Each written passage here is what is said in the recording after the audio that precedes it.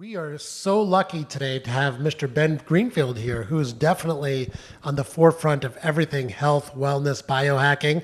I've been trying to get Ben out here for a while now, so it's a real honor and pleasure. Glad I made it. It's the second time here. Well, I mean, I've already had donuts from across the hallway here at Century City. I don't know what was in them, but they were from Sun Life Organics. Our good friend Khalil put some good stuff in there. It said gluten-free, and they tasted like they probably had unicorn tears and some kind of rare superfood in them. So I feel amazing. I had those dipped in a little coffee, and I'm on an NAD drip IV right now.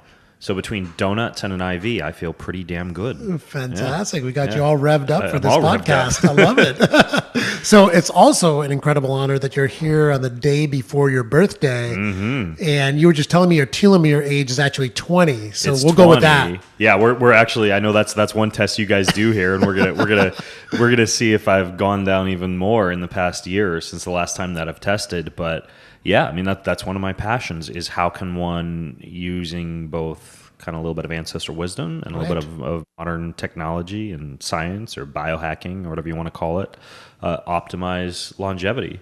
And, of course, as you know, telomere analysis is not like necessarily an ironclad way to tell exactly how you're doing, but when you put that in with a cluster of other things that can tell you how fast you're aging, such as grip strength and walking speed. And there's one interesting study on the ability to be able to sit down and stand up from the floor. Oh, yes. And then, of course, you pay attention to your face and your inflammatory markers and your glycemic variability. And you can kind of put together a cluster of things that you can test to track how well you're doing. Balance. Trying to be on this planet a longer time so that you can better achieve your life's purpose. Yeah, exactly. I love it.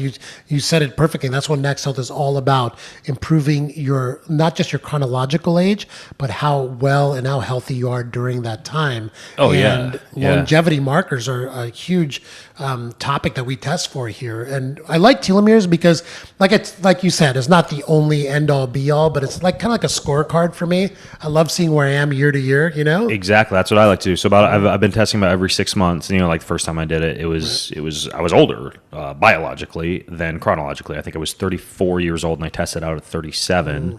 I'm turning 37 tomorrow. And the last time that I tested telomeres, I was 20. And so it's been decreasing significantly as I go down the road of, speak of the devil, NAD. And I've been implementing more fasting protocols in a more structured way. And I've been paying a lot more attention to inflammatory markers, particularly with relevancy to exercise, and paying more attention to not just exercising for the sake of exercise, but using a minimal effective dose and then scratching that itch to either move or improve one's body and brain with other things. Sauna, walks in the sunshine, cold, playing the guitar, painting. I mean, there are a lot of things. There's a lot of people who are just like, they feel like shit if they don't go out and do their CrossFit WOD every day. And a big part of that is that we as humans, we crave improvement. Right. We crave variety, we crave improvement, we crave something we can do to make it feel as though we've somehow moved the dial on our lives each day or made ourselves better.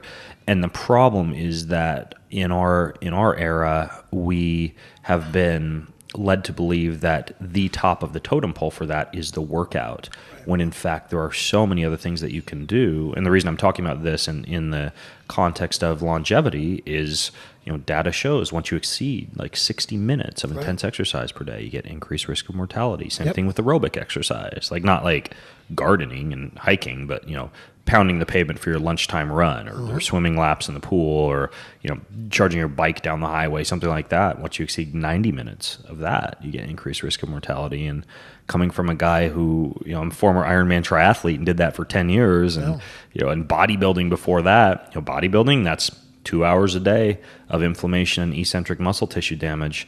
Ironman triathlon is, sometimes 3 or 4 hours a day on the weekends, just chronic cardio. And so that stuff absolutely adds up. And I think that one of the most profound discoveries that exercise enthusiasts can make is to open themselves up to the possibility that there are ways to scratch that dopamine itch and that urge for self-improvement with things that go beyond just dumbbell curls and treadmills. No, it's interesting the paradigm shifts that occur in the thinking of Americans and just the population in general. When we started to get fat about 50 years ago, the problem was that we had too many calories and we had to burn as many calories as possible. Therefore, you run marathons. Therefore, Right. you work Right. out all day. Right. And what's incredible to me is that we always seem to have like this all or none mentality. Like if either they're sedentary or you're doing a marathon, but really human beings are meant to live in homeostasis, right? Right, And it's exactly. like you said, the minimum effective dose is what we should be trying to figure out with all of this. Well, minimum effective dose of exercise. Really, I would say maximum effective dose of physical activity, right? Hacking your environment to be on a walking treadmill or a standing workstation and taking Pomodoro breaks to move and getting out in the sunshine and, defying that societal expectation to freaking sit whenever you're not doing it. Like you go to the airport and everyone's sitting there waiting to sit some more on the airplane. And when I go to the airport, I'm walking around. I do freaking jumping jacks at whatever gate I can find that's empty, and I completely avoid sitting there. You go to the this is the worst one. You go to the chiropractic, right? And you're there at the chiropractic office, and everybody's just slunched over on their phones, waiting to get their back treated because of their shortened hip flexors that they got from sitting. But when I go to the chiropractic, I'm stretching my hip flexors and my psoas and lunging and doing halfway warrior yoga moves while I'm waiting to see the chiro.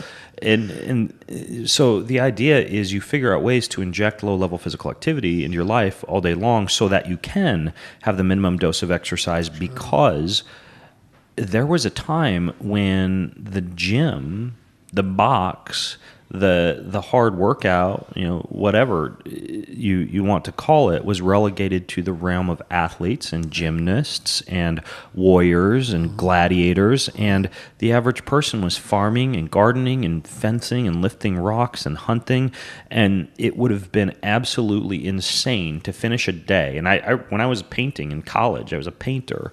I didn't finish a day of painting and have this intense urge to go to the gym for catharsis or to move.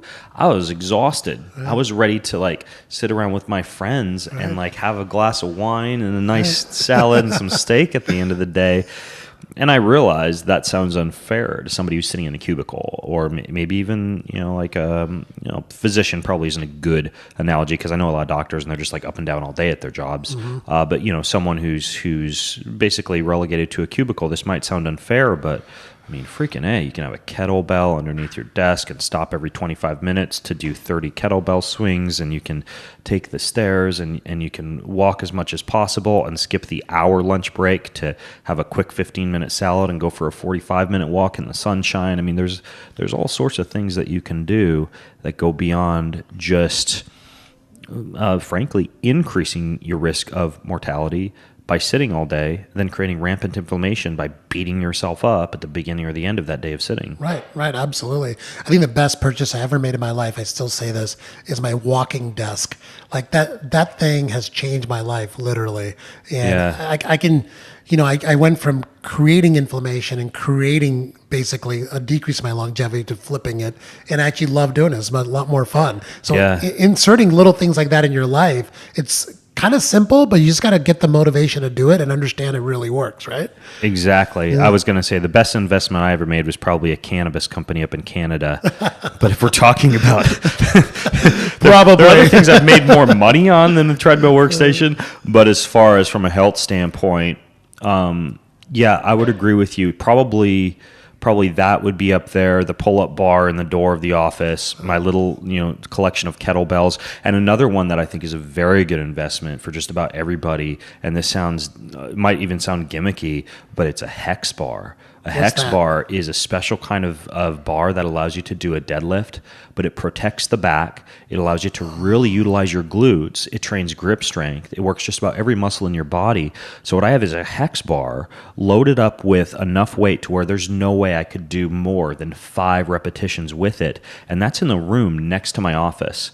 So when I finish a podcast or a consult call or an hour block of emails or whatever, I can walk in the room next to my office and just do a few reps of lifting heavy stuff, and your body has this really good anabolic response. And again, it's far different than me going to the gym and spending an hour at the gym doing whatever, a 5x5 deadlift protocol, and sitting there playing Candy Crush in between each one, or standing slack jawed and watching the gym TV. But it's a hex bar is actually a very good investment as well, and there's some really interesting data on its ability to increase grip strength and also glute activation, which is one of the things that, when you lose your glutes, your hip flexors are shortened. At the same time, you begin to see increased risk of frailty, decreased exercise performance. So yeah, the hex bar pull-up kettlebell combo, I think if you're going to have anything, and then we'd probably throw the walking treadmill or some kind of a treadmill so that you can move inside.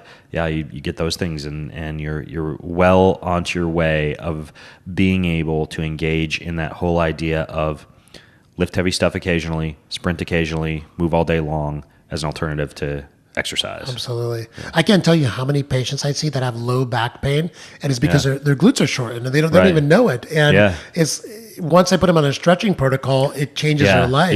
Yeah, not their glutes, their hip flexors. I mean, their hip flexors. Psoas, iliacus, all of that. Which for people listening, just from a pure biomechanical standpoint, as soon as you shorten one muscle, you can deactivate the ability of the co-contracting or the opposing muscle to be able to generate force. So if you sit all day, you essentially turn off your glutes, and that's why.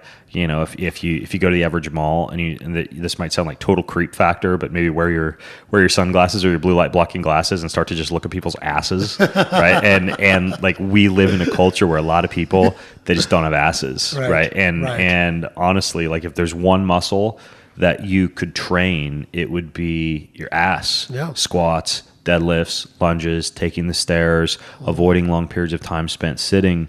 The cool thing is that a lot of those leg muscles have a high proportion of androgen receptors as well. So when you train them and you move them, you upregulate your ability to be able to respond to some of the things that people come to a clinic like this to optimize. Things like testosterone and growth hormone. And so yeah, working the legs and paying attention to the glutes is super important. Yeah, which is why you'll see me shifting constantly during this podcast. You'll notice, like, I'm always just in a different position. With you. I know. I've already like kicked you twice. Yeah.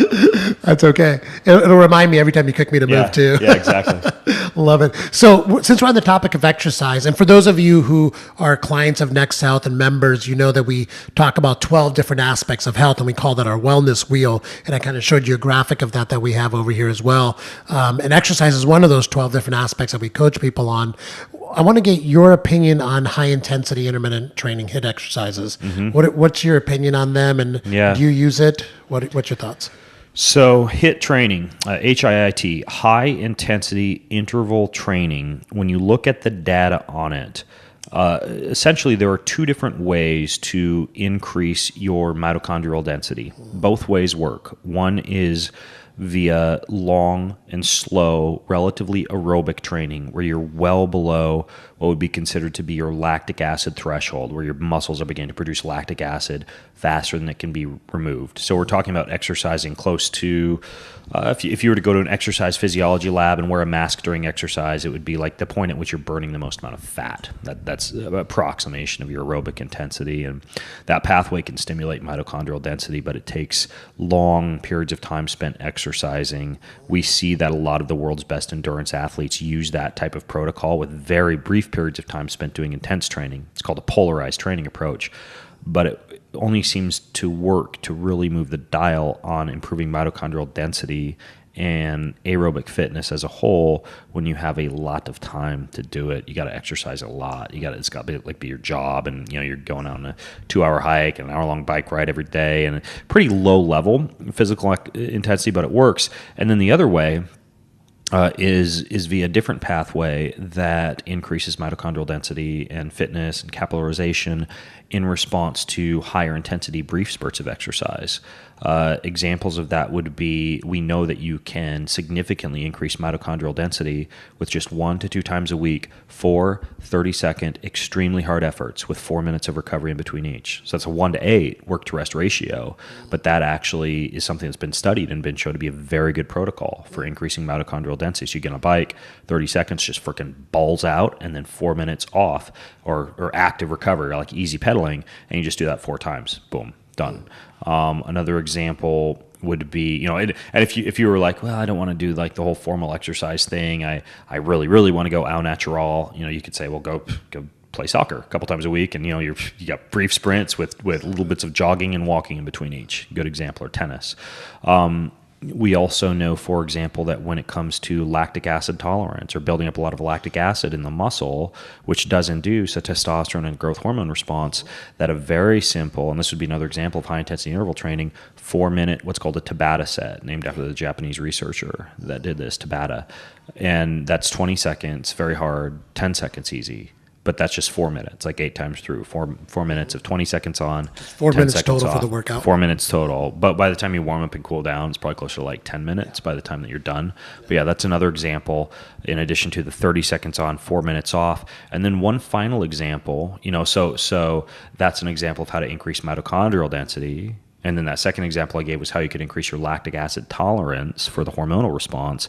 And then finally, when we talk about longevity markers, maximum oxygen utilization, or VO2 max, is another thing that's correlated with longevity, performance, et cetera. And that responds very well to longer intense interval sessions, but again, not a super long session when you put it all into context. And that would be 4 minutes at your maximum sustainable pace, followed by a 1-to-1 work to rest ratio. So like 4 minutes of recovery. So what I'll have some of the people I train do is once a week, they'll do 4 minutes as hard as they can go, 4 minutes easy, 4 times through, right? So you're still exercising for less than a half hour. And that's probably the more painful of the 3 examples that I gave in terms of discomfort. But those would be ways that you could use high-intensity interval training as a way to increase mitochondrial density, lactic acid tolerance, and VO2 max. And lest people be asking now the question, well, I thought you said that exercise is bad or that intense exercise is unnecessary. What I'm saying is that you are still, unless you are that construction worker, farmer, hunter, gatherer, gardener, whatever, even if you've kind of hacked your environment to have that standing workstation, treadmill workstation, stopping for Pomodoro breaks every once in a while, in a post-industrial era, we are still largely sedentary. We're sitting in cars, trains, subways, et cetera. So I think that occasionally, less than most people think is necessary, what I just named would be maybe an hour and a half to 2 hours of your entire week, right? So that would be an example of a scenario that would be more conducive to longevity with that minimal effective dose of exercise. You're still missing out on strength, but then once you throw in, and this is another thing I have a lot of my clients do, just like 2 single set to failure sessions. Like there's a book by Doug McGuff called Body by Science where he says, okay, it's like chest press, pull down, shoulder press, seated row, leg press, 1 single set to failure for each of those, and your body responds very well to that. From a strength training standpoint, it takes 12 to 18 minutes, and you could do that on like a Monday and a Friday. And sure, if you're training for a Spartan or a triathlon or the CrossFit Games, and that's your dragon to slay, that's the Mount Everest you want to climb, don't fool yourself that those type of activities will make you live longer, but they can be fun, right? They can make life fun. And so if you're doing those type of things, sure, you probably need to do more than like sitting there doing a chest press to fail. You probably got to do some push-ups and some bear crawls and some rock carries, all sorts of stuff. But ultimately, for the average person who's not wanting to go out there and be a competitive athlete, those brief high-intensity interval training sessions with a couple of strength training sets where you're just doing 1 single set to failure and low-level physical activity at your job during the day, and you're covering a lot of those bases from an exercise standpoint. That's perfect. And this is such fantastic advice, especially for people in today's era where no one really has time and they're trying to fit exercise into like an already very busy schedule in a sedentary life. Putting in some high intensity interval training, doing a little bit of strength workouts, and trying to work it in as much as possible in your life. It's a good moral to the story. Doing that is going to at least keep you at a place where you're increasing your longevity, not decreasing it by not doing anything. Yep. Right. Exactly. I love it. So let's move back. Let's talk a little bit about what diet you're on now. So what's the Ben Greenfield diet at this point in time? My diet widely varies based on, due to my extensive international travel, where I happen to be in the world. I am a foodie. I love to eat whatever local good whole food cuisine happens to be in the area that I'm in. If I'm in Japan, I'm eating rice and fish and seaweed and, the herbs and spices they have over there, like, bitter melon extract or, miso or anything like that. When I am in, Iceland or Finland, I'm doing tons of fish, cold water fish, reindeer, bilberries, lingonberries, sea buckthorn, and what they eat over there. When I'm at home, the closest approximation to what I eat would be something like the Weston A. Price diet. Unlike the paleo diet, I don't feel that we need to eliminate dairy and grains. I feel that if they're fermented and soaked and sprouted and a lot of the anti-nutrients are deactivated and they're made digestible and you're eating things like slow fermented sourdough bread and raw milk and yogurt and accompanying that with good fermented foods like sauerkraut and kimchi, grass-fed meat, cold water fish, butter, olive oil, a high intake of wild plants, that you cover a lot of your bases.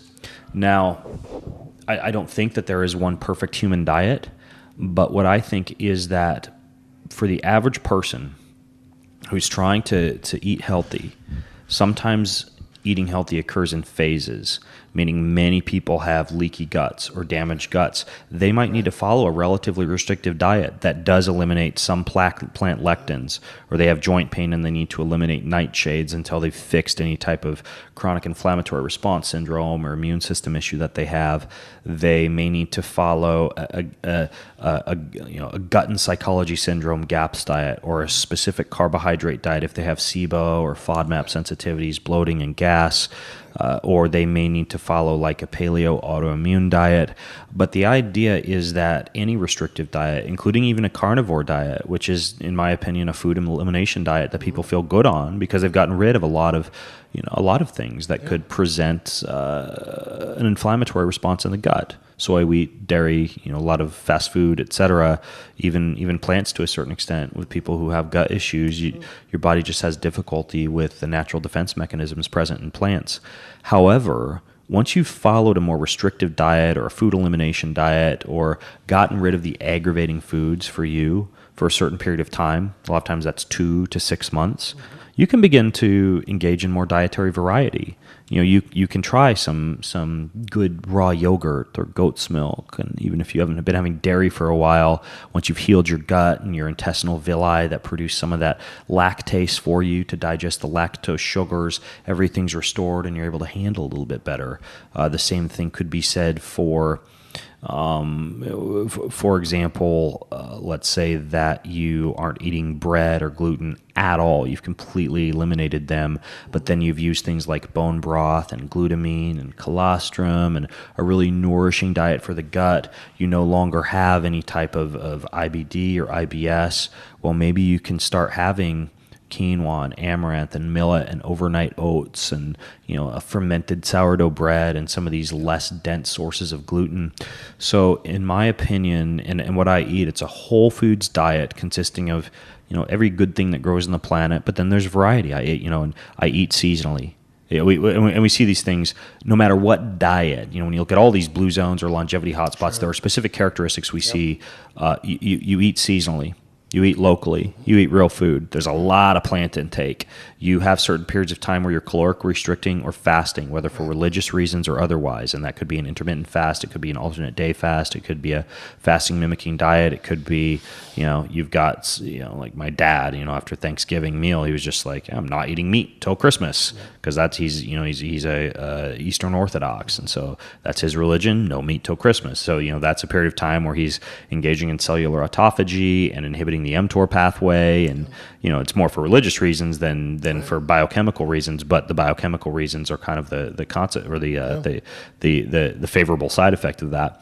So that's the way that I eat. And I think that it varies for everyone. But if I could give one solid piece of advice to folks, it would be to, especially if you've done like genetic testing or blood testing or salivary or urine or stool testing, that you eat as whole foods a diet as you can eat, and then use all of your self-quantification data to tweak it to you, right? So what I mean by that is, well, let's give one really quick example. You're a Northern European and you know that your ancestors had a lot of like cold water fish and omega-3 fatty acids and minerals from salting and fermenting and curing and pickling in their diets. You're going to eat a lot of really good mineral-rich foods. You're going to use like a Celtic sea salt. You're going to eat a lot of cold water fish and some grass-fed beef. You're probably not going to do a lot of fruit because your ancestors wouldn't have access to that much.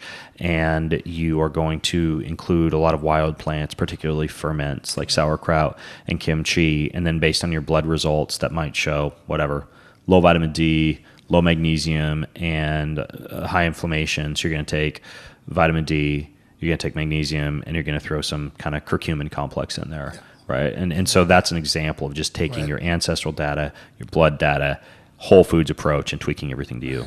I love it. Yeah, and that's what we talk about here all the time. I like to use a protocol where we personalize every single diet, because we all know there's no one diet that's right for everybody. And we measure hemoglobin A1C and glucose response as part of that. So if there's a glucose response issue, we treat that with a low carb, obviously sugar elimination diet, maybe some metformin. We do food sensitivity testing. I feel like that's kind of a way to shortcut and know what foods to eliminate first on like an elimination diet. And then genetic testing, because I believe that, epigenetically our genes change constantly, and we've had hundreds of thousands of years of evolution that have modified our genes based on what our ancestry is, basically. So we kind of put that together for people. It sounds like that's kind of like what you're doing, basically, right? Yeah, one question that I have for you based on that, are you implying that you are testing genetics throughout the year, like more than once? No, because just of once. epigenetics? Okay, so you're not saying that Just people, once. I doubt you guys are doing CRISPR technology and changing No. people's genes Not throughout yet. the year. So you're No, saying, not yet. what you're saying is Yeah. that it's necessary for people to do a genetic test once, like in a lifetime, to just have all their SNPs. Yeah. Right. Yeah, I agree. Right. And the reason for that, the reason I mentioned epigenetics is because our genes change as we evolve because of epigenetics. So like you said, whatever ancestry area of the world you were raised in, what happened was your ancestors basically had access to certain types of food. And because of evolution, those foods affected their genes, and then they evolved into the survival of the fittest, basically. And that's what's the fittest for your ancestry. Yes. And some of those food practices wound up being implemented because certain tribes or populations discovered that those foods reduced their susceptibility to dying early because of genetic risk, which is why folks in Cameroon, Africa, really need a higher fiber diet, because they have a higher than normal genetic risk for colon cancer. Exactly. And in that context of a fiber-rich diet in Africa, they do not get colon cancer. But then once you put someone like that in the deep south eating, and I know this sounds stereotypical, but I'm just going to roll with it anyways, eating fried chicken and fast food, in the absence of high plant and fiber intake, all of a sudden that same population gets colon cancer. Or you could say the same thing for a Hispanic population that has a higher than normal risk for type 2 diabetes, but that's controlled with a low glycemic index, legume and fiber rich diet, as you would find in the context of, say, the Tarahumara Indian tribe, right? And then you take that same Hispanic population and you put them into the context of Taco Bell and Taco Time and corn chips and refried beans and a lot of these bastardizations of traditional Mexican cuisine, and you have a Hispanic population in America getting a high rate of diabetes. Right. And so, yeah, if you're lucky enough to not be a mutt like me, right, and be like purebred and kind of really know that the majority of your ancestry, man, one of the smartest things you can do is look at what your ancestors were eating in their environmental context, 100 or 200 or 1,000 years ago, because based on what you've just explained, Dr. Shah, the epigenetics of this dictate that you're probably going to respond pretty favorably to that diet.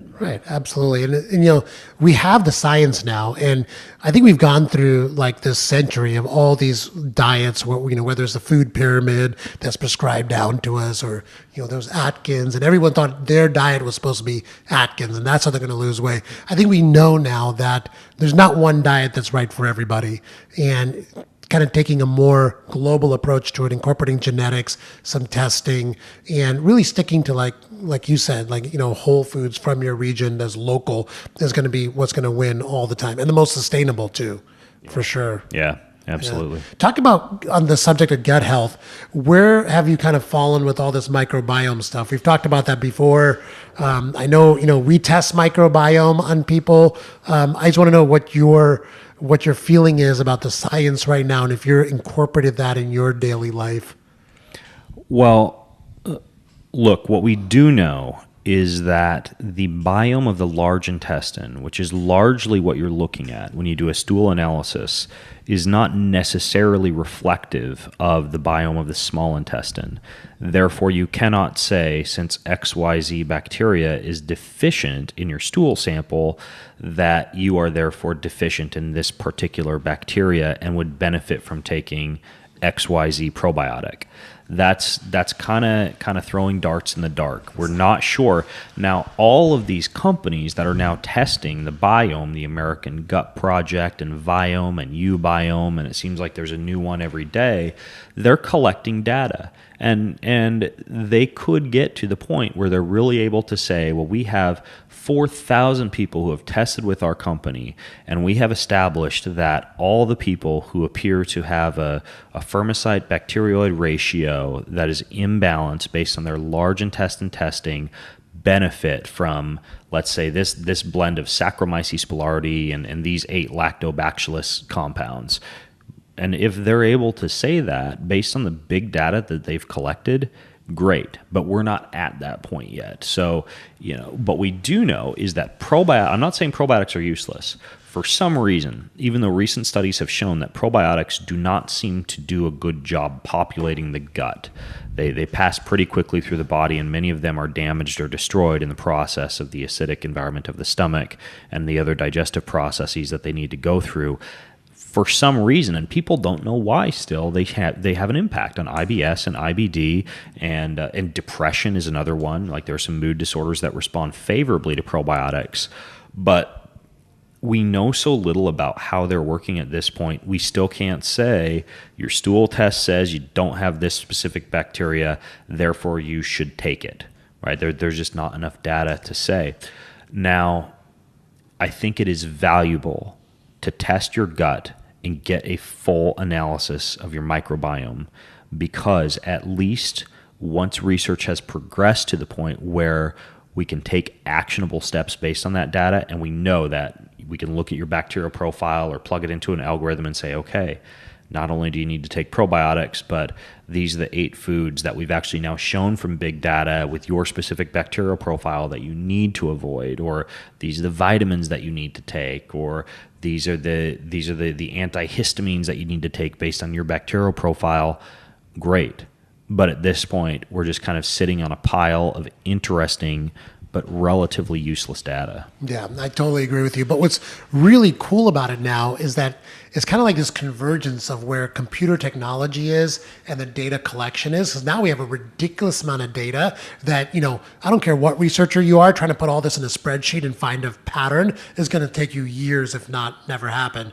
But we can plug this data into artificial intelligence systems now and use supercomputers to sort through all of it to give us some actionable insights. And that's where, like you said, you're basically contributing your data to these companies that are testing right now. And it's interesting stuff to look at. I think some people might find that they have, maybe a pathogenic bacteria or some really bad imbalance, but you're not getting a lot of data yet that's specifically useful.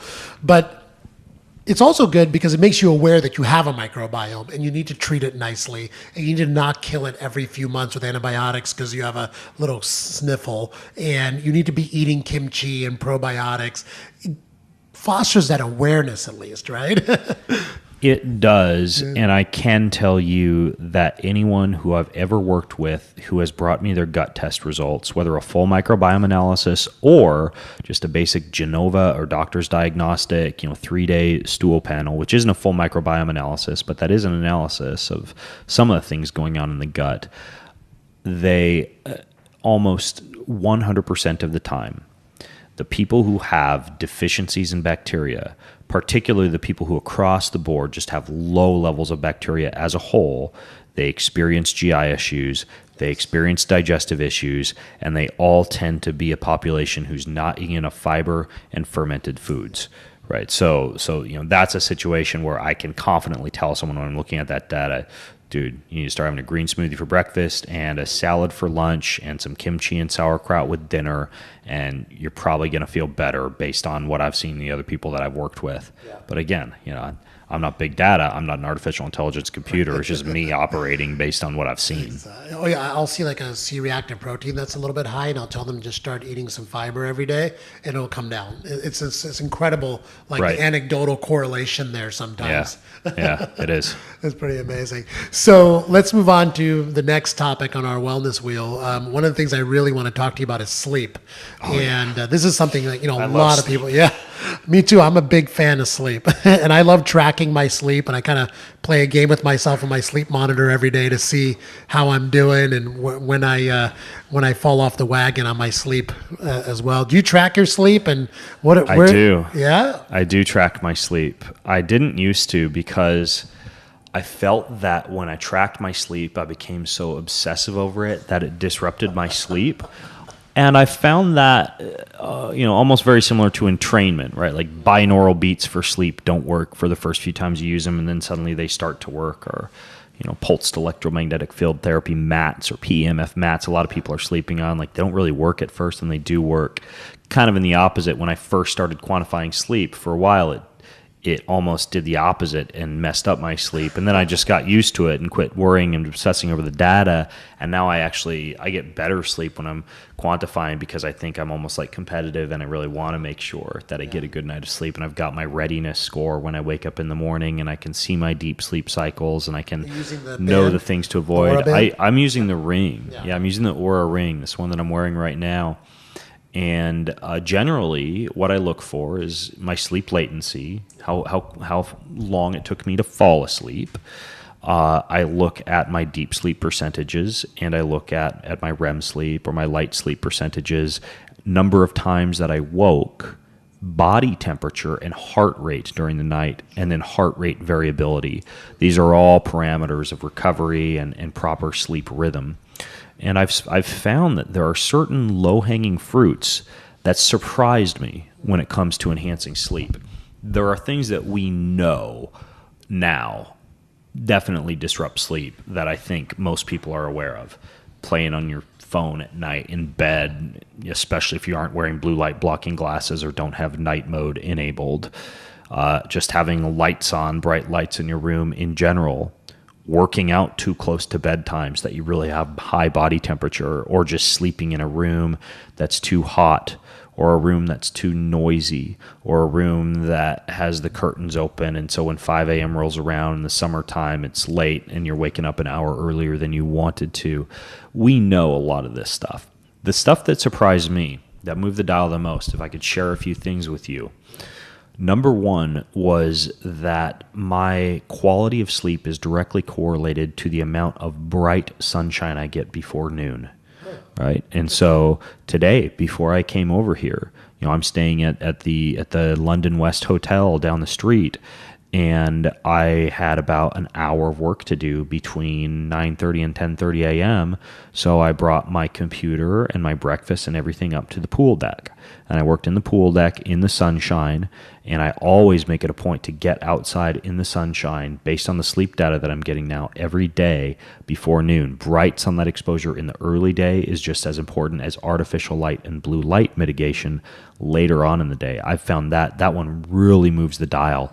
If you can't get out before noon, you still see some benefit by just like finishing up work at 4 or 5 and just like getting out before the sun goes down. I mean, like that really helps. And the more skin you can get exposed, because your skin has all sorts of opsins and photoreceptors and photoreceptor proteins in it, the better.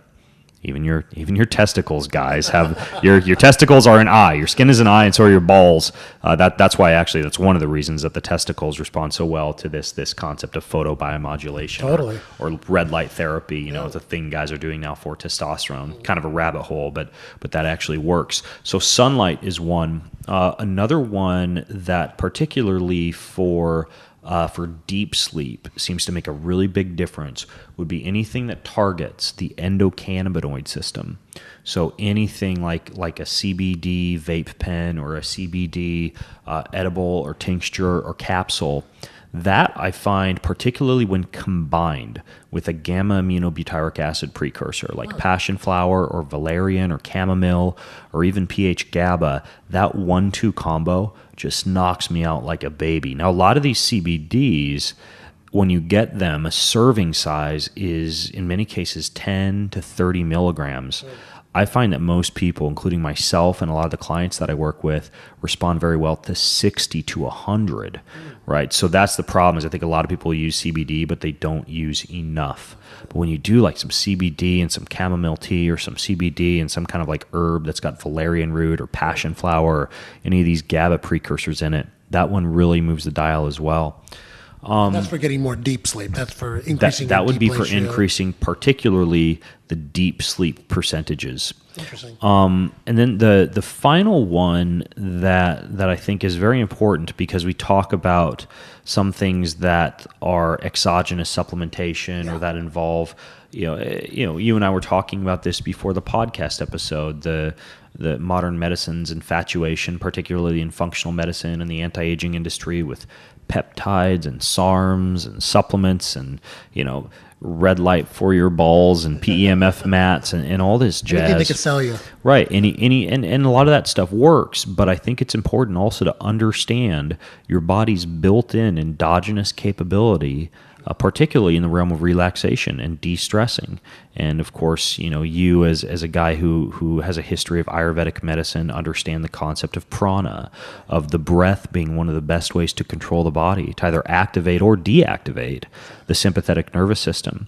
And I find that anything that involves a breathwork protocol has helped me tremendously with that component that I named as sleep latency, or like how long it takes you to fall asleep. So once you put away the phone, and for me it's usually a paper book at night. Once I folded up the paper book, right now it's Harry Potter, and put that aside. I'm in a race with my kids right now to finish the Harry Potter series.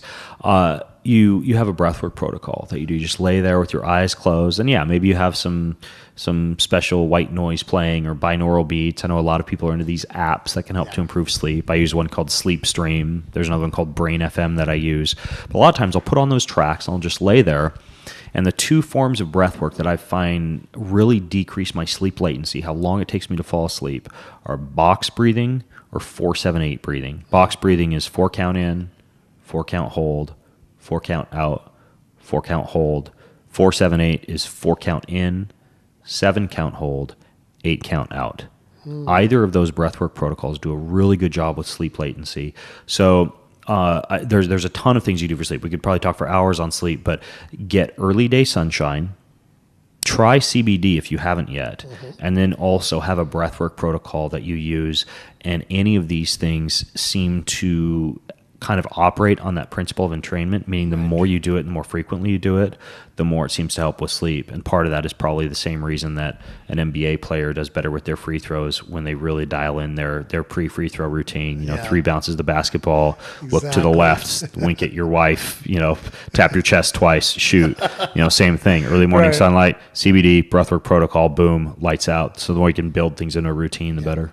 Absolutely. Yeah, and for people that have insomnia especially, like if you can get into a really set routine, you can sometimes break through this insomnia barrier that a lot of people have. I have kind of used melatonin off and on with some people, just in small dosages, just for a limited amount of time. I like melatonin when I travel. I'm grabbing my phone here so we could look at my sleep scores from last night. I like melatonin when I travel, especially west to east. Melatonin doesn't work so well east to west. So west to east, melatonin is good. And then generally, if I've traveled extensively, especially to the west or to the east, if I go to Japan, I take a lot of melatonin. I'll take like 40 to 50 milligrams of melatonin as a way to just push the giant reboot button on the circadian rhythm. And your melatonin production decreases. Your pineal gland becomes a little less efficient as you age. So you kind of get to the point where at a certain stage in life, just like I feel like sometimes bioidentical hormone replacement therapy is actually a good thing later in life if you really want to optimize health and vitality. Absolutely. You could say the same thing for sleep and melatonin. The same thing could be said also for digestive enzymes. Like you just produce less of them as you age, so your protein absorption decreases. There are certain things that are just smart to do as you age, even though our ancestors might not have done those exact things per se. That doesn't necessarily mean that this is a modern bastardization of ancestry. It's just smart things that we have access to that our ancestors didn't. But ultimately, with melatonin, I find that for me, about 0.3 up to about 3 milligrams as a pretty regular thing, and then a lot more than that when I travel west to east to help out with the circadian rhythm works very, very well. I like some of those time release, like I think it's Natron, make some time release capsules. I'll use like the sublingual stuff sometimes, the sublingual melatonin spray. So yeah, I'm a fan of melatonin. Of course, don't take melatonin, but be looking at your phone at night and not using blue light blockers and doing all these things that inhibit melatonin production, because that's kind of putting gasoline on the fire on one end and water on the other. So my sleep score from last night, I slept 8 hours and 44 minutes. My resting heart rate was 36. It looks like I had 6 wake-ups, but they were very short. My sleep latency was actually 17 minutes. That's actually a little bit longer than it normally takes me to fall asleep. So, and that's pretty typical when I'm traveling, right? There's more thoughts racing through my head, and it's easier for me to fall asleep when my wife's like snuggled up next to me. I just find I fall asleep faster. Me too. My deep sleep was 21%, which is good. Like having that in 15 to 20% range is good. REM sleep was 25%. And my resting heart rate was 36. But and 36. This is why it's interesting to look at data. My average heart rate, especially between about it looks like 11 p.m. and 1 a.m., was higher than normal. And I can tell you exactly why. It's because I had a ribeye steak for dinner last night. I had that ribeye steak at about 8 p.m. So I was digesting food, and that jacked up the heart rate. Ideally, you'd finish up a heavy meal 3 hours prior to bedtime. That's so important. So that doesn't happen. Or ideally, I would have gone for a walk outside in the cold, or even taken a cold shower, or done something to decrease my body temperature a little bit after. I didn't. I was a lazy ass, and I got in bed and read Harry Potter instead.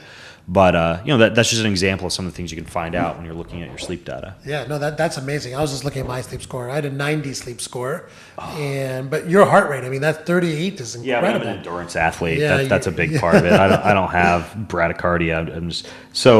My score was 94. What's your readiness? I don't use the ring, so I don't get a readiness score. I use Bedit. Yeah. Okay. And the Nokia monitor. Yeah. My readiness is 87, which is good, because I just got back from the Dominican Republic last week. And if you look at my first few scores after I got back from the Dominican Republic, like first 3 days I got back, I'm 69, 64, 57.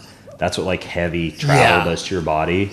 And I'm now, it looks like the past 6 days, I'm finally like back up, and like my app gives me a little crown, like a little reward once I'm back up above 80. So it's like, I know it sounds, again, to use this word again, gimmicky, but it's fun stuff. I'm kind of motivated by that. Yes, it's so motivational. I'm motivated by the step count too. Like, I love the step count. Like when I'm wearing my ring or anything else that quantifies, I get 15,000 steps a day, and I will like. If I'm at 13,000, I finish up dinner and I'm tired and want to go to bed, I will often just like go outside and walk up and down the driveway and get which sounds just like total type A, anal retentive, orthorexic, but I think the pros outweigh the cons of really having like a set goal and just nailing it every day. It's so true. I mean, like having a number to look at on a day-to-day basis and having someone else you're doing this with too helps. My wife and I wake up every morning, we compare sleep scores, and I'm like bummed when she gets 100 a lot of times. I'm like, she's like a rock star with that.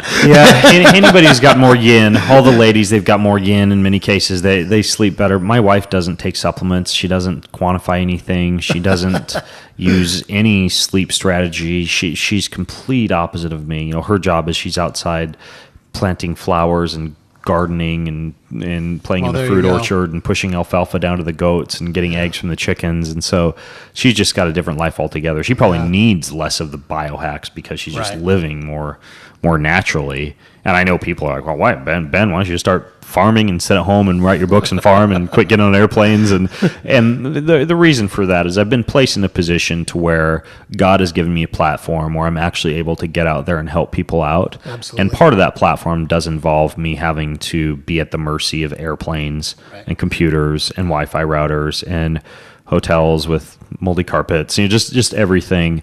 And so I'm fighting an uphill battle, but I'm okay with that because I do feel like I'm helping a lot of people out more than, and actually, like before I launched my company 2.5 years ago, I was this close.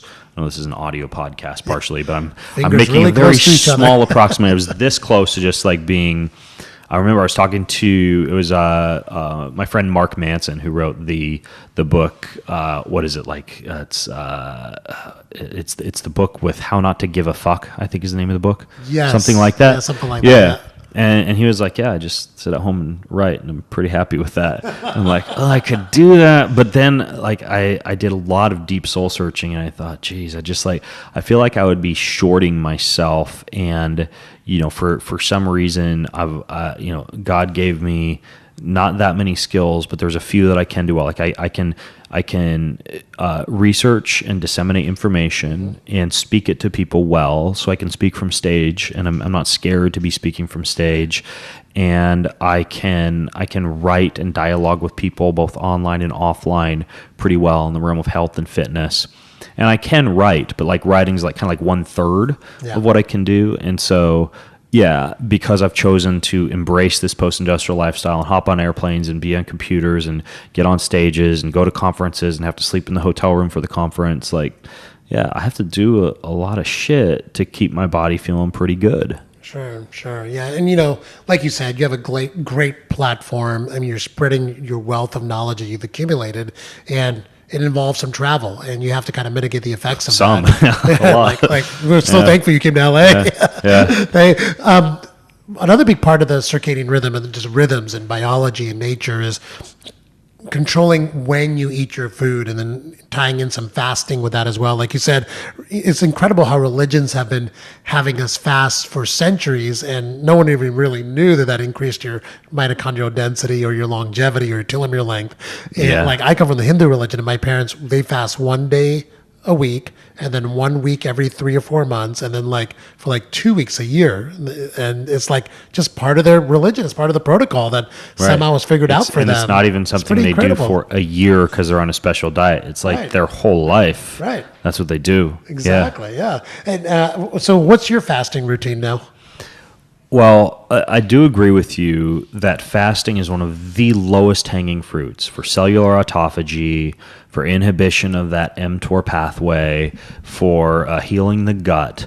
And it's so seldomly utilized, or at least utilized relatively less than a lot of the medications and supplements and biohacks that people are doing. Because if you look at it, it is a stoic route. It's not a hedonistic route. It's not a superfood smoothie you can drink. It's not a medication you can inject and feel right away. It's kind of hard, right? And I think that's faith. why a lot of people don't do it, right? Just like the spiritual disciplines. Fasting is a spiritual discipline. So is meditation. A lot of people know it's good for you, but not a lot of people do it. Right. So is silence and solitude. Prayer, study, devotions, a lot of a gratitude practice. Yeah. These are all things that move the dial significantly for your health and for just your ability to be able to make the world a better place. Right. But they're stoic, right? And people are not big fans of this stoic route. But even when you look at things like, take rapamycin, one of the darlings of the anti-aging industry right now, this chemical that's produced by soil discovered on Easter Island. I think it's called Rapa Nui is the name of the island, so they call it rapamycin. And it does affect a lot of longevity pathways favorably. It also suppresses the immune system and creates, in some cases, increased risk for diabetes and cancers. Exactly. The dose is the poison. And the interesting thing is that the way that it interacts with the immune system is by partially suppressing that mTOR pathway. But when you look at this from a Stoic standpoint, well, maybe before you start spending money on rapamycin, you should engage in something else that activates those same pathways or inhibits those same pathways, activating cellular autophagy, inhibiting mTOR, and that's just fasting, right? There's a lot of people paying a lot of money for rapamycin when they could fast. When it comes to fasting, what works for one person may not work for another, but what I do, I'm an example of someone who is very active. I'm still competing professionally in Spartan racing. And so my exercise throughput is very high. For me, the fasting scenario that works very well is a daily 12 to 16 hour intermittent fast, meaning I might stop eating at 8 p.m. and then I won't eat again until 10 a.m. the next day. I compress all of my food into about a 12-hour window during the day, and that's because I'm active. I recommend to less active people an 8 to a 10-hour window of feeding.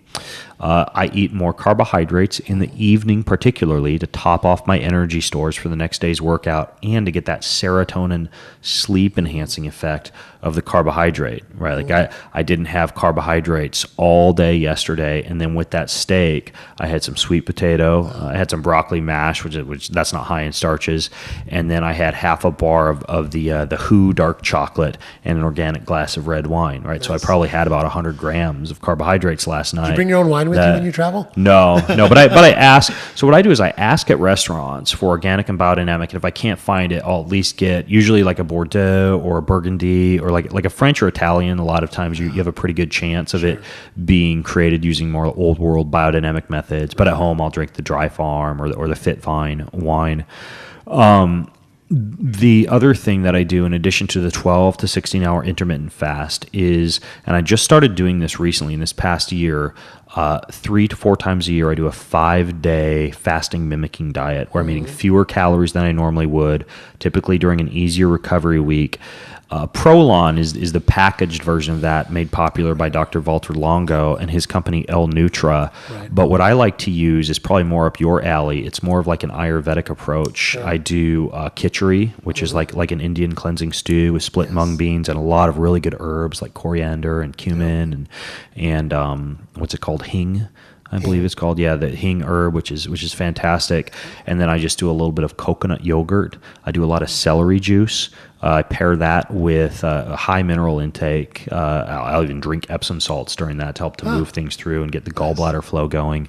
And then I do a few coffee enemas during that protocol as well. So my purpose when I do a fasting mimicking diet is to really focus on the liver and the gallbladder. And part of that is due to the high number of calories I eat just as a hardcore athlete, right? So I know my liver and gallbladder work harder than usual. And I feel very good when I use kind of like that modified kind of like Ayurvedic cleansing version of a fasting mimicking diet.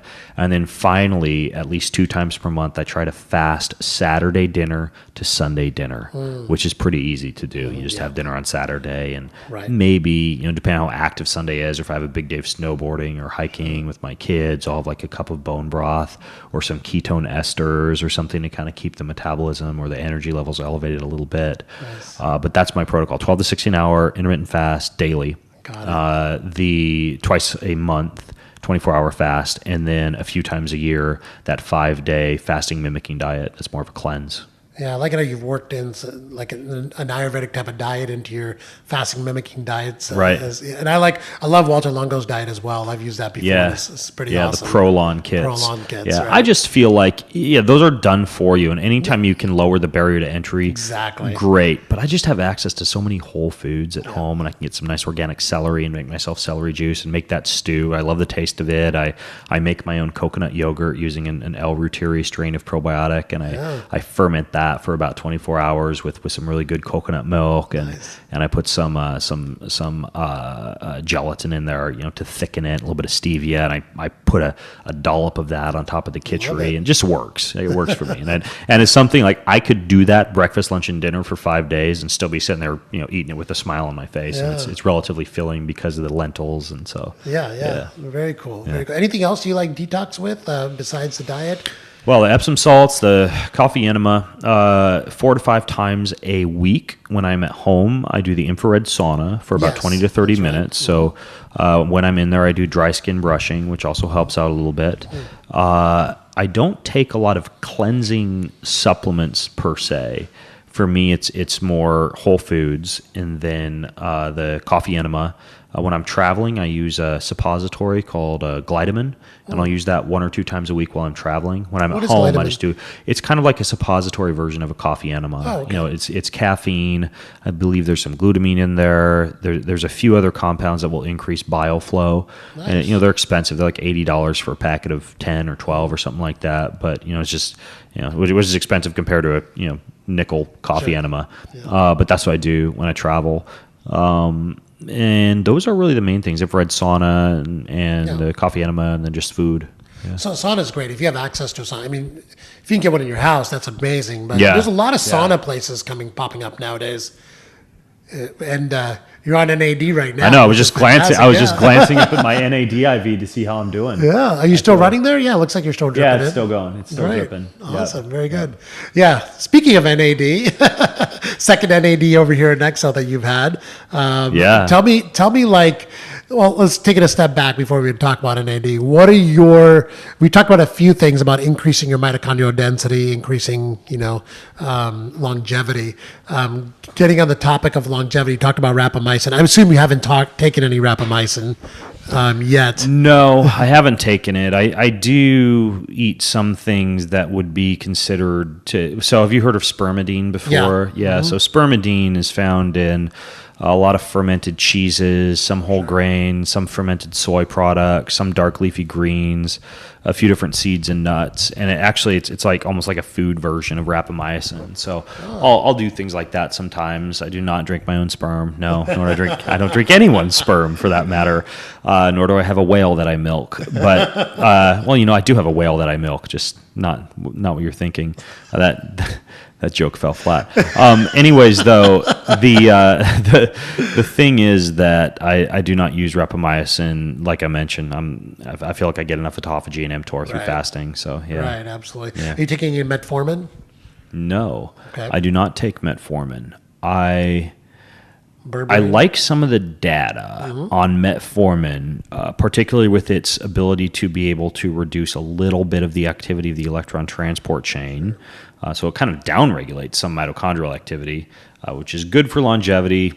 Not so good if you're an athlete, honestly. Right. I don't think athletes benefit from metformin. No. So there's kind of a paradox there. The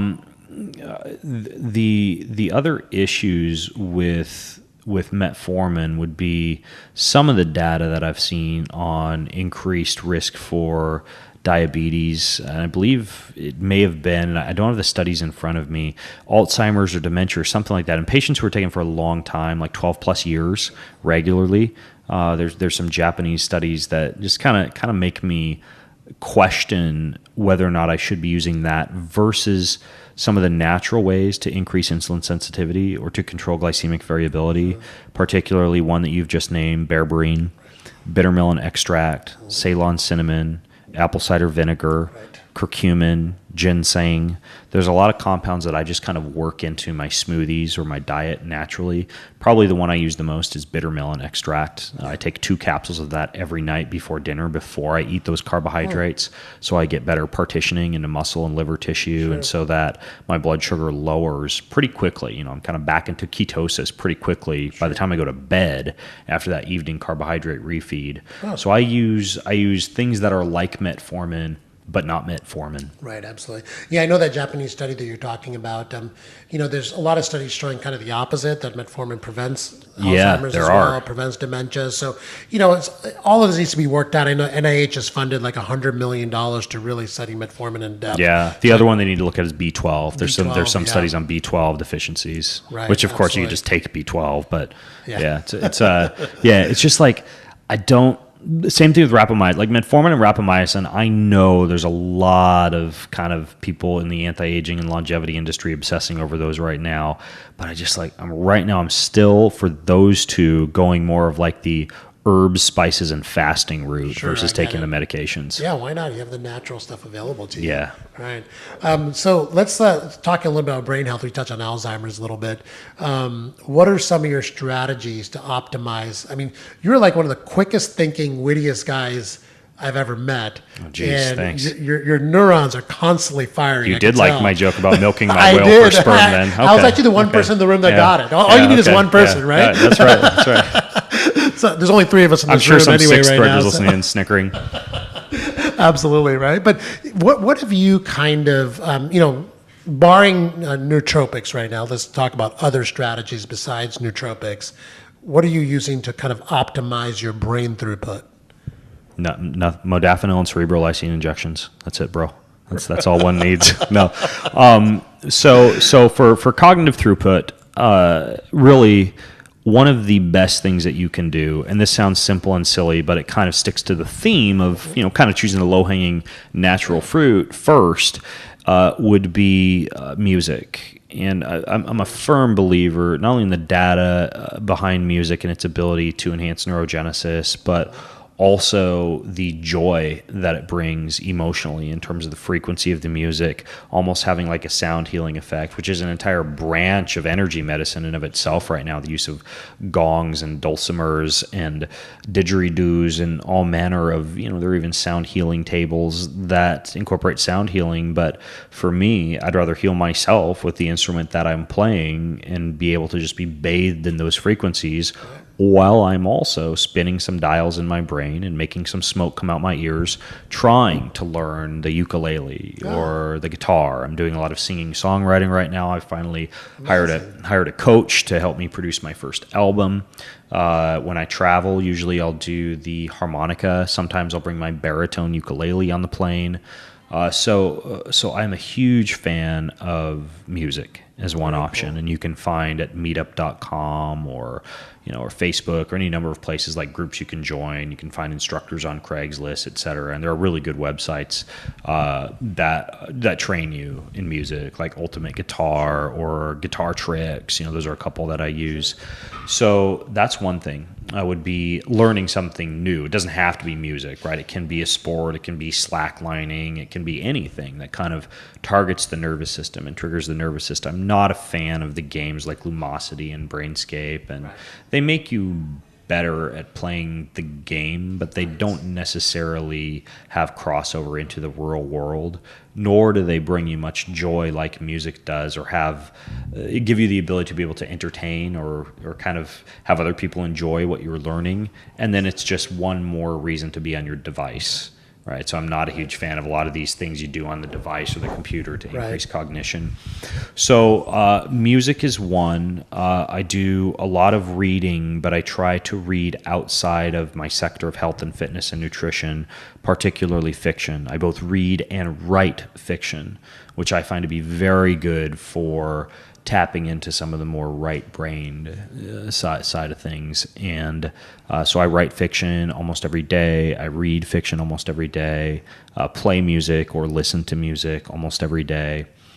And then the last thing I would say, and this is an interesting one for neurogenesis. Like, we know that fasting and sauna use and a lot of these things can increase brain-derived neurotrophic factor, or BDNF, which is kind of like miracle grow for the brain. But I still do. I did this for a while and I just started doing it again because I got my hands on a really good strain of psilocybin. And I've seen a lot of really good data behind neurogenesis and the use of psilocybin or mushroom extracts. And so about every 3 days, I do 2 packets of the 4-sigmatic lion's mane extract and about 0.2 grams of psilocybin. And I find that not only do I have better cognitive performance during the day, but like the next several days afterwards, I have a clearer head. I can learn things more readily. It works very well. So that would be one thing from a nutrition standpoint that I like. From like a biohacking standpoint, the other thing, 2 things I've been using that seem to really help out with having a clear head, even allowing you to achieve a deep meditative state or to be able to engage in skill acquisition or complex motor tasks more readily, would be the Halo TDCS device, which is worn on the head for about 20 minutes prior to any skill acquisition activity like music or prior to a hard workout. And you could like wear it on a bicycle for 20 minutes and then get off and do your weight training set, for example. And that's using targeted TDCS to enhance motor neuron activity. It looks just like a pair of Dr. Dre Beats that you wear, and it's just 20 minutes on. It's called transcranial direct stimulation. The other one is called a Vielight, and I talked about photobiomodulation as being like a wavelength of light you could use on the testicles to increase testosterone production, or on the skin to increase collagen production. But it can also activate the cytochrome C oxidase activity in the mitochondria of neural tissue. And there is a head-worn light called the Vielight that actually uses targeted forms of light therapy at either a 10 hertz range for alpha production or 40 hertz for theta production. They've got some good research on Alzheimer's and dementia. I feel like it just gives me a super clear head. Like anything, like any form of light or radiation, you can overdo it and create excess radical oxygen species or reactive oxygen species if you overdo it. So this is something I do about once every 2 days max. But that one that I use is made by a company called Vielight. The TDCS is made by a company called Halo. And then trying to learn new activities. Specifically for me, music is a biggie and fiction is a biggie. And then occasionally doing like a dose of psilocybin with lion's mane. That's it. And occasionally I'll chomp some nicotine gum. I love it. Yeah. We were talking about what do you use to test your kind of cognitive speed? Do you have a testing device on your desk? I mean, there's like the CNS tap test app for the phone. I have it on my phone. I don't use it that much. Right. There's the other one, the brain. It looks like a computer mouse. Ironically, I don't remember the name of my brain training device. I don't even use it that much, but it's like got a button on the left and a button on the right, and something will pop up on the screen. You got to press the button, or you'll feel the buttons vibrate, and you have to press the one that vibrates. So it's like reaction time. Yeah. I forget the name of it, but that's another one. But my brain performance or my central nervous system speed is not something I regularly quantify. It's just not. For a while I was doing it, and now I just like, if I can learn or sing a song better on the guitar, it's like, okay, I'm learning. It's something's working. Absolutely. So yeah, I mean, my rule is if I'm engaged in activity every day that leaves me just a little bit confused, even mildly irritable, smoke coming out the ears, outside my comfort zone, I know I'm triggering neurogenesis. Absolutely. Yeah. It's funny. I do all these brain health talks about keeping your brain health optimized, so like on corporate lectures, and everyone can't wait to get to the nootropics section of the course. And I'm like, you guys, gratitude, hanging out with friends, learning something new. That's 99% of the formula. The nootropics, you have to get all that other stuff right first. Meditate, the two have some quiet stack time. well, but you need the lower hanging fruit first. It's kind of like, there are things that can enhance white adipose to brown adipose fat conversion in the presence of cold. Like it was something I already named. Bitter melon extract can assist with that. Green tea polyphenols can help out with that. Curcumin. But don't necessarily, start all the supplement stacks and get all those lined up and take, like, first just make sure you can get in the cold shower and take a cold shower, and then gradually introduce kind of the icing on the cake. Exactly. So one of the topics that we haven't hit on yet is, and you kind of hit on it a little bit, your heart rate is 38 when you're sleeping. I mean, what are your strategies for optimizing your cardiovascular performance? This is something that, as you age, it gets to be more kind of top of mind, and I see a lot of clients in their 50s that are just, worried about not being able to be on the treadmill for more than 10 or 15 minutes without feeling kind of short of breath and unable to keep up. Do you have any strategies around cardiovascular performance? Yes, I would give you kind of 3 different areas we could chunk this into: nervous system, exercise, and diet. For the nervous system, I'm a big fan of the information put out by the Heart Math Institute and heart rate variability training. Tracking your heart rate variability and actually using something like neurofeedback There are apps like Nature Beat and Sweet Beat that will allow you to wear a heart rate monitor and then train you via specific breath work and relaxation protocols to have a higher heart rate variability, which is the delta, the amount of time spent in between heartbeats, and it's directly reflective of your sympathetic and parasympathetic nervous system balance.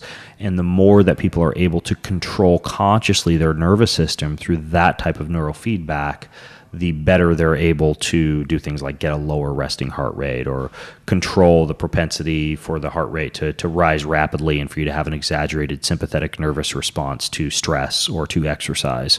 So that would be one, would be heart rate variability training.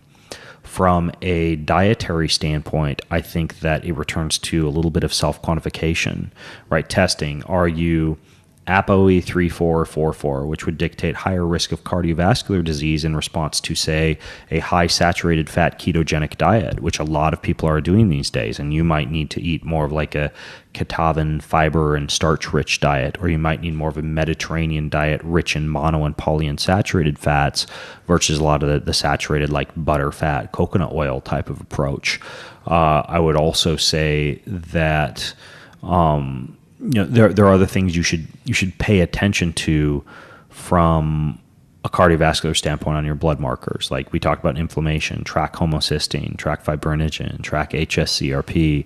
Make sure that you don't have rampant inflammation, which especially if you're eating a whole foods rich diet, you're probably going to have slightly higher cholesterol anyways. I mean, if you have egg yolks and fatty fish and some organic red meat and olive oil, all of these things can increase cholesterol. You just don't want that cholesterol to become atherosclerotic, and one of the ways that can happen is if you do have a lot of inflammation. So incorporate herbs and spices and things that can help to lower inflammation, and also pay attention to your genes and make sure you're eating a diet that agrees with you from a cardiovascular risk standpoint.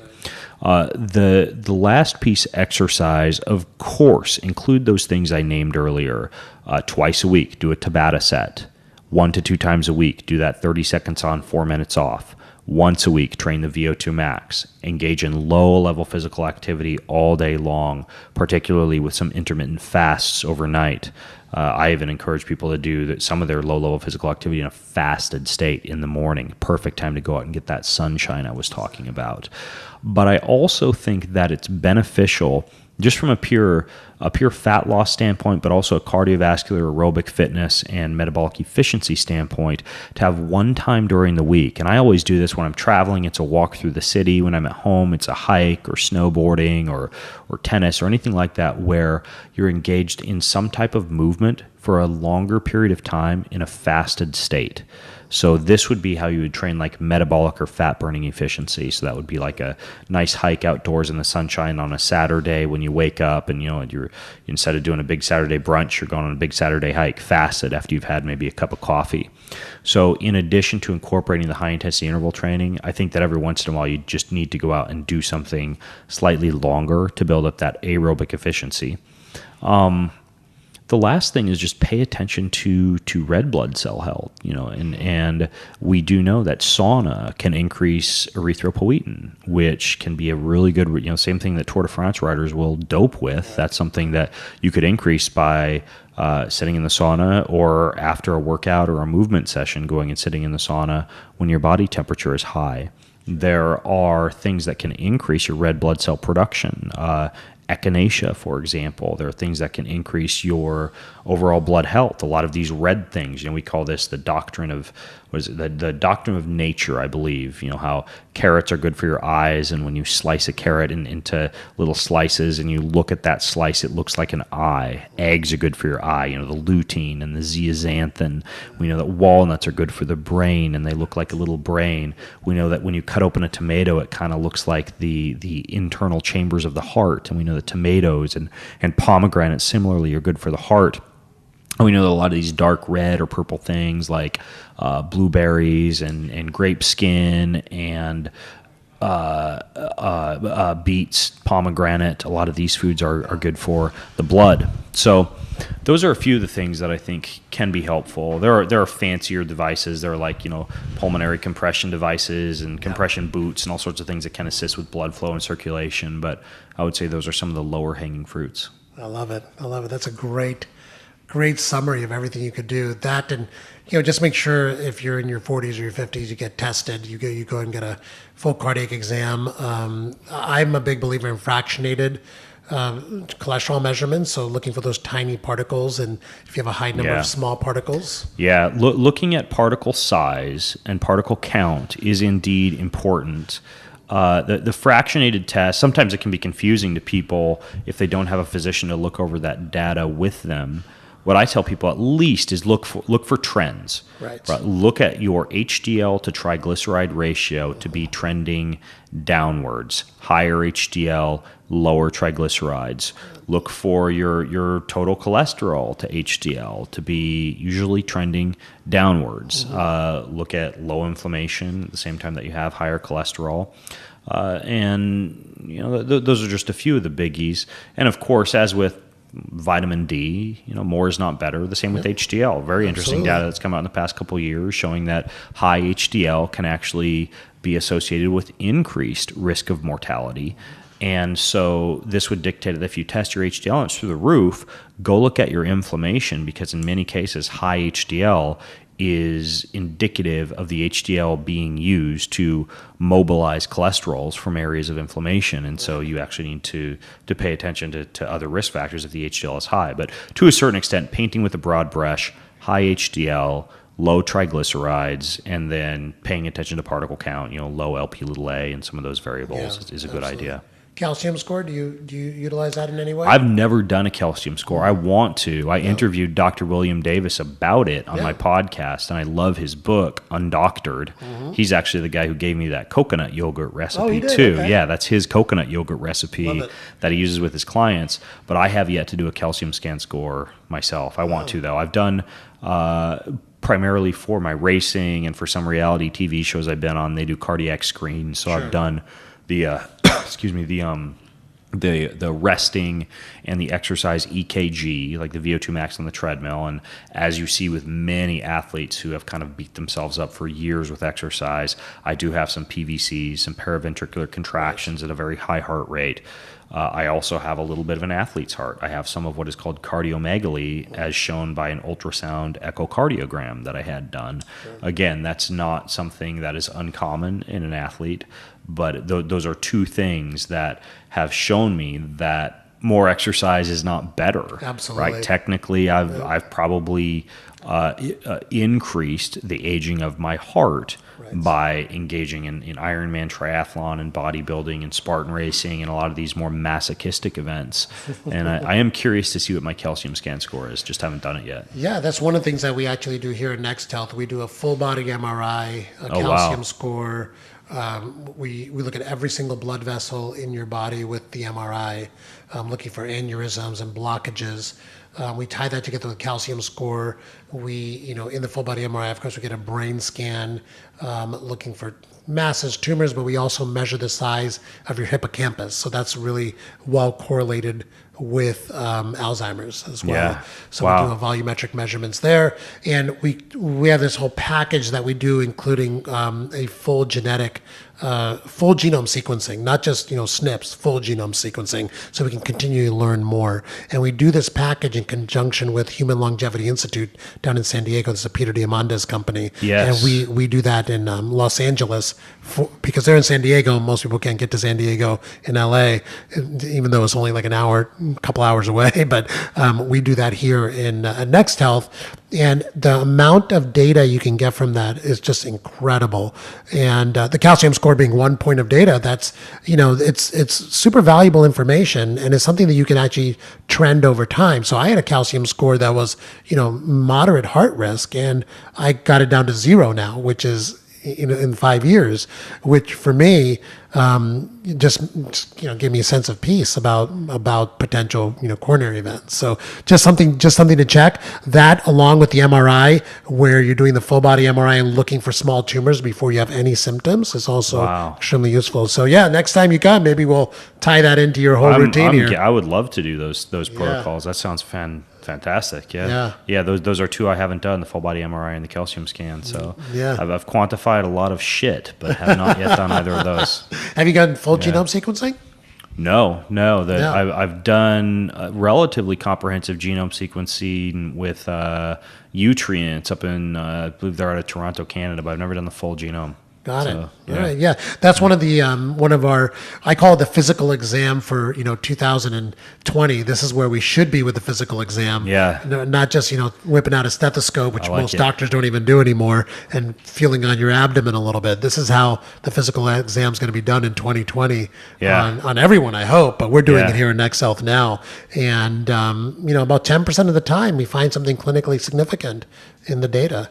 So it's really interesting. The technology's there. If people are listening, because I'll be sending this Sure. podcast to some of my audience as well, they can do that at the Century City location here. Yes. And then where else could they do that? Or is there any other Next Health facility? Yeah, so any of our locations in Los Angeles. So we have one in West Hollywood, Century City. We'll be having one in the Santa Monica area here pretty soon. Okay. And then you can also do this, because we're doing this in partnership with Human Longevity Institute in San Diego. So if you're close to San Diego, Cool. you can do it there as well.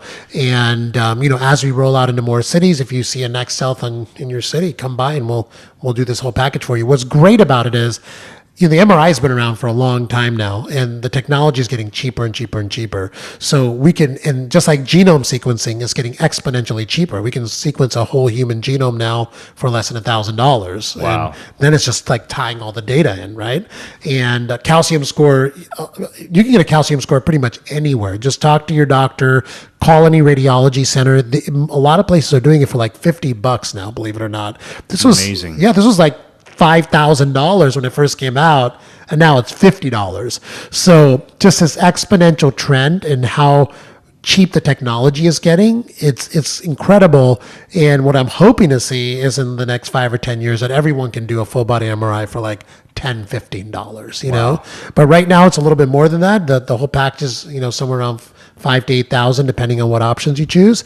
But I'd love to run you through that one of these days. I like it. I don't want to make this sound like a giant commercial, but I like that folks can do that. What else? Cryotherapy, Right. Photobiomodulation. The last time I was here, I did the full body composition scan. Yep. We've got the IVs like I'm doing right now. I know you guys do like the peptides and some of the other Yep. anti-aging protocols as well. Exactly. Are there any other machines you have here that I'm forgetting about? Yeah, we have the infrared bed. That's right. Yeah, Yep. which we talked about. That's the same as the photobiomodulation that you were Exactly. talking Right. about. And we have a heat sauna as well. Right. Oh, you do like an Yes. infrared sauna. Yes, we do have an infrared sauna as Very well. cool. We have a capsule, so it's a little bit cleaner, I think, than the one at home where you're sweating all over the place. So we use a Yeah. little capsule, and then our next location is actually going to have a hyperbaric chamber as well. Oh, I love it. Which I love hyperbaric. Yeah, HBOT, it's very good. I did some of that the last time I had a TBI and concussion. I did HBOT, and then I actually injected myself with mannitol to Yes. increase my blood-brain barrier permeability, and followed that up, chased it with stem cells to get the stem cells into the brain. Although you no longer need to do that. You can now get an intranasal stem cell delivery, like via spray. So, Right. We do stem cells here as well. So like if someone hits their head, we do all those things. And then we also recommend being on a keto diet for a while. That seems to be also helpful. Yeah, oh gosh. I mean, anybody who's had a concussion, good hydration, high mineral intake, very high DHA intake, ketogenic diet, HBOT, and then something like that photobiomodulation for the head particularly. Man, those are all just no-brainers, pun intended. If you are concussed, it baffles me when people hit their heads and they're like, "I'm just gonna lay in bed for a day and the worst thing sleep you could this do. off." Yeah, it's like immediate treatment. We see a lot of football players here, and we just like get them into the protocol right away. Yeah. But it's all great stuff. And I really believe that medicine really needs to hit the 20th century. It's not even there yet. And it's amazing all the things that you're doing. You have such a tremendous wealth of knowledge in your head. And I'm so glad that you do podcasts and you're out there. You have your own podcast. How do people find you if they haven't heard of you before? I have a podcast. I write a lot too. Right. I write an article every week. I'm working on a really big book right now on longevity and anti-aging and health in general. And that's all over at bengreenfieldfitness.com. The company that I run is called Keon. KION. And that's where I develop supplement formulations, where you can get my books. And I have a gratitude journal. I do a lot of training for personal trainers, nutritionists, physicians, folks who want to kind of learn some of this more fringe stuff or stuff that flies under the radar. And so I've got about a 22-week curriculum called Kion U that I bring people through there. So yeah, my company Kion at getkion.com. It's getkion.com, and then bengreenfieldfitness.com. I love it. When can we see your new book? It's going to come out near summer of 2020. Perfect. I have never before dropped this URL on a podcast because I was literally just last night finishing up kind of like the landing page for the book website. But the name of the book is actually Ki. Wow. And you can find it at discoverkey.com. Wow. Well, thank you for making our podcast a next I know. healthy I've announcement. even said that on my podcast before. So, yeah. I love it. Yeah. I can't wait to read the book. Well, this has been just tremendous. I'm so excited that you came. And That's what happens when you put a needle into somebody's arm and a microphone in their face. I know. It's like, we're going to get him to stay here for at least an hour and a half for this podcast. That's why we put you. We hooked you in with the needle. Yeah, exactly. You can't go anywhere. You make me say, I can't even go pee. I love it. I love it. Well, you're amazing, and I have tremendous respect for you. And I'm just so honored that you came and joined us at the Next Health podcast. You're here in our location, and I look forward to the next time you're here. Thank you. I love it here. Awesome. We'll make you a member. All right. I'm in. Honorary member. I'm awesome. in. I love it. Well, thank you, Ben. I really appreciate you doing this. Thank you, Dr. Shah. We'll see you soon. All right. Beautiful.